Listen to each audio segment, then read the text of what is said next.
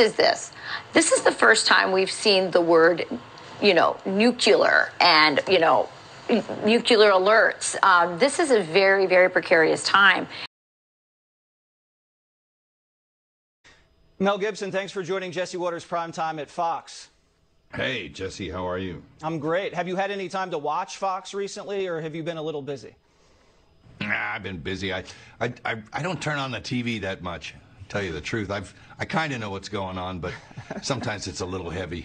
Yeah, it is a little heavy. There's a lot of war and there's inflation, but we're going to get through this. I watched your film this morning and I cried, and I'm not a crier. It was a very powerful movie, and tell me if I have it right, that this is all about suffering, and people suffer, have a choice. They can either be angry or they can be grateful, and if they're grateful, then they can receive God's grace, and that is what life is all about. Did I get it?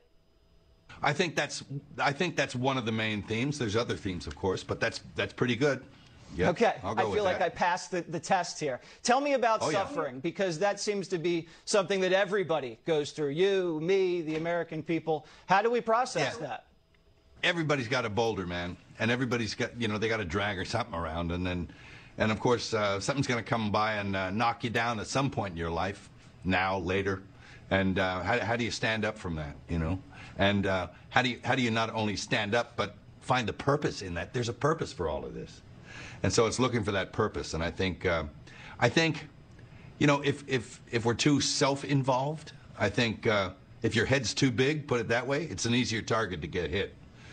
And if your ego's not that healthy, if you actually realize there's something greater than you and find a little bit of humility, you're not going to get hit as hard, even if you do get hit, because you're going to realize that there's a purpose in it, and you're not the most important thing in the world, and that there's a way to deal with that stuff and almost be grateful for it. So, and the other thing, one of the other things I think was in it was like that it's never too late to fix stuff. Yeah. If there's something you missed. I mean, I got 9 kids, and I haven't been a perfect parent.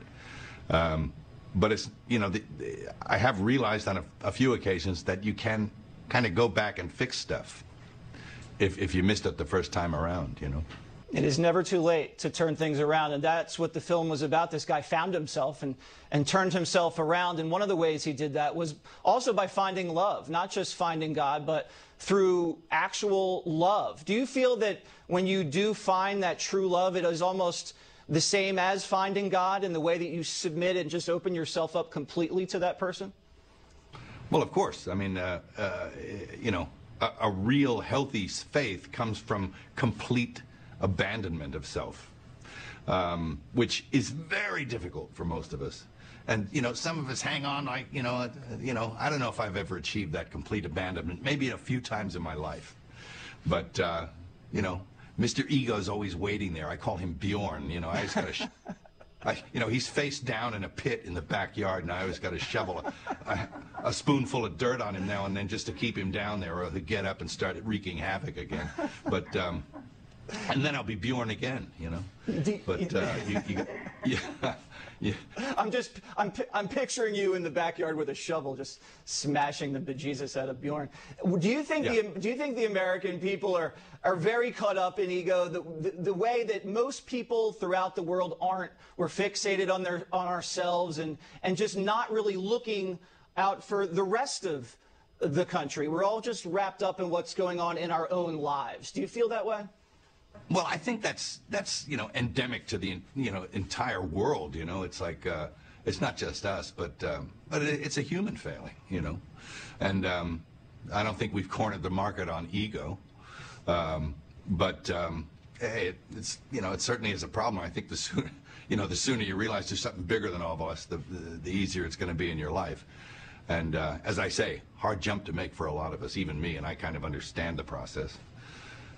You understand it probably better than a lot of people with your career, and I was wondering if, you had been the one that jumped up out of his seat and slapped Chris Rock, if you would have been treated the same way, Mel. Hello, Jesse. Thank you. That's our time. Have you ever thought about that? Thank you, Jesse. Okay. That is our time. Well, Mel, thank you very much for joining Jesse Watters Primetime, and we really appreciate it. April 13th. The movie drops. Father Stu. We really enjoyed it. Thank you.